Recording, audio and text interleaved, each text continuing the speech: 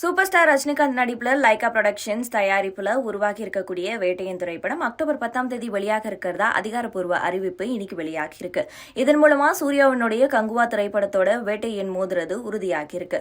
Nelson இயக்கத்துல ரஜினிகாந்த் நடிச்ச Jailer திரைப்படம் மிகப்பெரிய அளவுல வெற்றி பெற்றிருந்தது. இந்த படத்துல பாசமும் அப்பா தாத்தா நேர்மையான போலீஸ் அதிகாரின்னு நடிச்சு பட்டை கிளப்பி இருந்தாரு ரஜினி.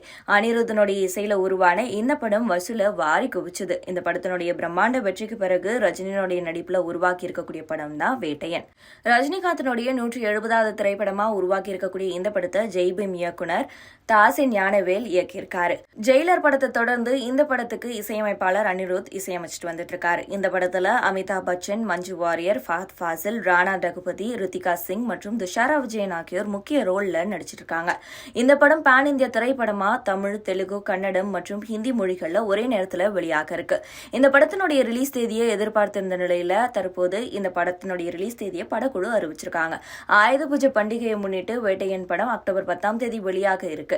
இது சூப்பர் ஸ்டார் ரசிகர்களை மகிழ்ச்சியில ஆழ்த்தி இருக்கு. அதே நேரம் சூர்யாவினுடைய நடிப்புல பிரம்மாண்டமான பொருட்செலவுல உருவாகி இருக்கக்கூடிய கங்குவா 10 வெளியாக இருக்கு. வரலாற்று கதையம்சம் கொண்ட ஃபேண்டசி படமா உருவாகி இருக்க இந்த படத்தினுடைய படப்பிடிப்பு ஓராண்டுக்கும் மேல நடந்துட்டு வந்தது. இந்த படத்துக்காக ரொம்பவே ரிஸ்க் எடுத்து நடிச்சிருக்காரு சூர்யா. 3Dல உருவாகும் இந்த படம் தமிழ், தெலுங்கு, ஹிந்தி உட்பட 16க்கும் மேற்பட்ட மொழிகள்ல வெளியாக இருக்கு. இதுல 2 கதாபாத்திரங்கள்ல சூர்யா நடிகர் இருக்கிறதா சொல்லப்படுது.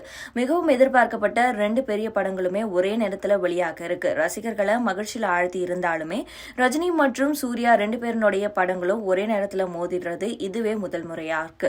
இதுல எந்த படம் வசூல அள்ள போகுதுங்கிறது எல்லாரோடைய எதிர்பார்ப்பாவும் மாறி இருக்கு.